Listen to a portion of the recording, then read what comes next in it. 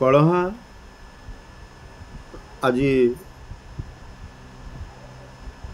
ପାଦ ତଳେ ପଡ଼ି ଯାଉଛି, କହୁଛି ହେ ବ୍ରାହ୍ମଣ ଦେବତା, ବ୍ରାହ୍ମଣ ଗୋସାଇଁ, ତୁମେ ମୋତେ ନୂଆ ଜନ୍ମ ଦେଇଛ, ତୁମେ ମୋର ମାତା, ତୁମେ ମୋ ମାତା ସପିତା, ତୁମେ ମୋ ବନ୍ଧୁ ସଖା, ତୁମେ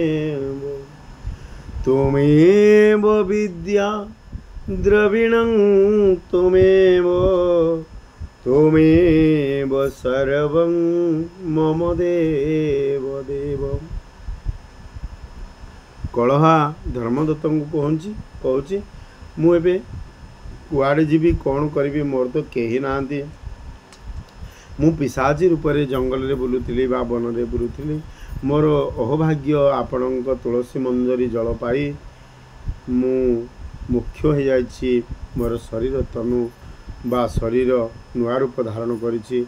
आपण ही मते केउ बाटरे नेबे, कौन करिवे बा केउ रास्ता रे आपण मते चलेबे, सेटा आपण ही मते कहंतु। तुमे मोर सबु, तुमे मोर बंधु, तुमे मोर पिता, तुमे मोर माता, तुमे मोर देवता।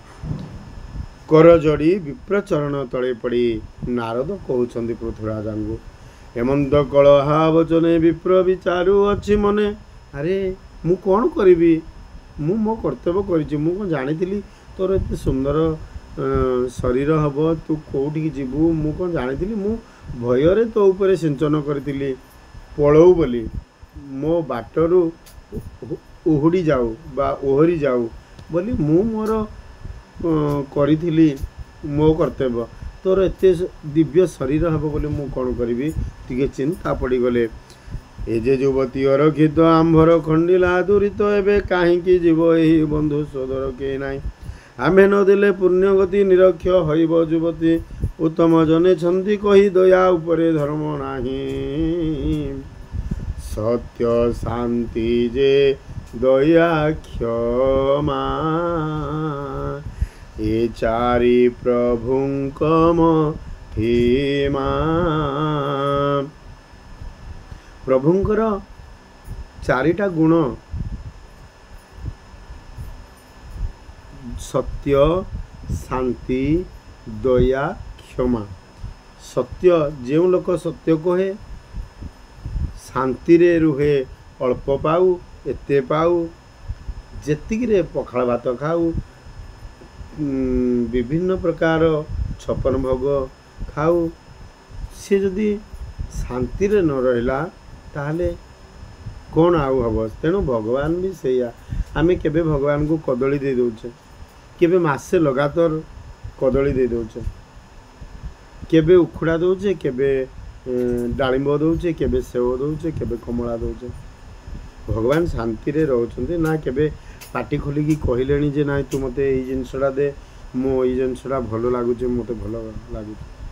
सत्य गला, सत्य भगवान को पाखे, आमे भगवान को पाखु काहे जाउचे, आमे तांको पाखु गले सत्य कथाटा आमर बाहरुची, मु एया कर दी, आपण सिना कहू नाहंती काहाकू, किंतु भूल तो मंगी के आसुछन्ती प्रभु पाखे, प्रभु मोर काहे जाउछन्ती मंदिर, आपणकर शरीर पवित्र करने पाई आपण मंदिर जाती, बा आपणकर मन पवित्र करने पाई मंदिर जाती, आपण को शांति मिलवाई मंदिर जाती। शांति आसब कौटू, शांति आसे भगवान को, जेहेतु सी 4 गुणर अधिकारी, सत्य शांति दया क्षमा, ये सबू प्रभुर महिमा, ये 4 प्रभुर महिमा।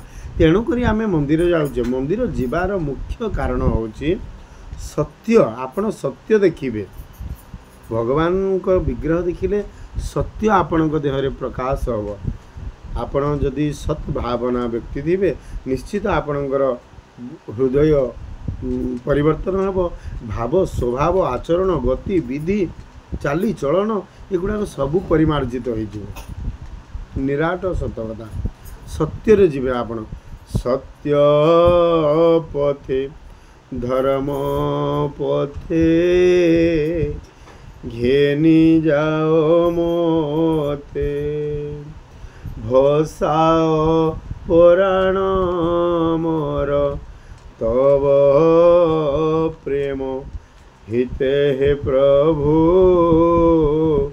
ପରମ କାରଣ ଏ ଜୀବନ ଶ୍ରୀଚରଣେ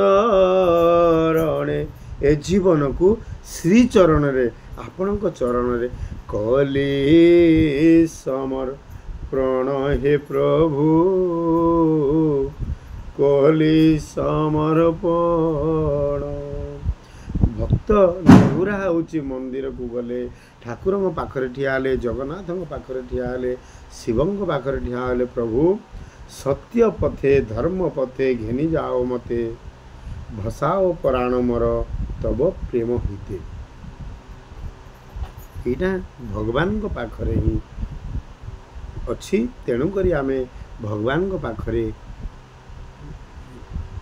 ଗୁହାରି କରୁଛେ ଆଉ ଭଗବାନଙ୍କୁ ଦର୍ଶନ କରିବାକୁ ଯାଉଛେ। ସତ୍ୟ ଭଗବାନଙ୍କ ପାଖରେ ସତ୍ୟ ଶାନ୍ତି ଶାନ୍ତି ମିଳିବ। ଆପଣ ଦେଖିବେ ଘରେ ବିଭିନ୍ନ ପ୍ରକାର ରାଗ ରୁଷା ଗଣ୍ଡଗୋଳ ଖାଇବା ପିଇବା ଏଇସବୁ ଟେନସନ୍ରେ ଆସିଥିବେ। ଖାଲି ଆପଣ କେବେ ମନ୍ଦିରକୁ ଯିବେ ଆପଣଙ୍କର ମନ ପରିବର୍ତ୍ତନ ହେଇଯିବ ନିଶ୍ଚିତ। ସେଇ ଶକ୍ତି ସେଇଠି। ଦୟା ଆପଣ ମନ୍ଦିର ଗଲେ ଯଦି ଦେଖିବେ 10 ଜଣ ସେବାୟତ ବସିଛନ୍ତି ବା କୌଣସି ଠାକୁର ପାର୍ଶ୍ୱ ଦେବତା ନିଶ୍ଚିତ କି କିଏ ବୃଷ ଗୋଟେ ବାହାରେ ଛିଡ଼ା ଅଛନ୍ତି, କିଏ ଗୋଟେ ମାଗୁଛି, ବିଭିନ୍ନ ପ୍ରକାର ବିଭିନ୍ନ ଶ୍ରେଣୀର ଲୋକ ମାଗୁଛନ୍ତି। ଆପଣ ଦୟା କରୁନାହାନ୍ତି? କାହିଁକି ଦୟା କରୁଛନ୍ତି? ଅନ୍ୟବେଳେ ଆପଣ ଦୟା କରିବେନି, ଖାଉଥିଲା ବେଳେ ବା ଘରେ ଥିଲାବେଳେ କି ବେପାର ବାଣିଜ୍ୟକୁ ଗଲାବେଳେ ଆପଣ ଦୟା କରିବେନି, କିନ୍ତୁ ମନ୍ଦିରକୁ ଯାଆନ୍ତୁ ଆପଣ ନିଶ୍ଚିତ ଦୟା ଭାବ ସୃଷ୍ଟି ହେବ ଆପଣଙ୍କ ମନରେ। କ୍ଷମା କ୍ଷମା କ'ଣ?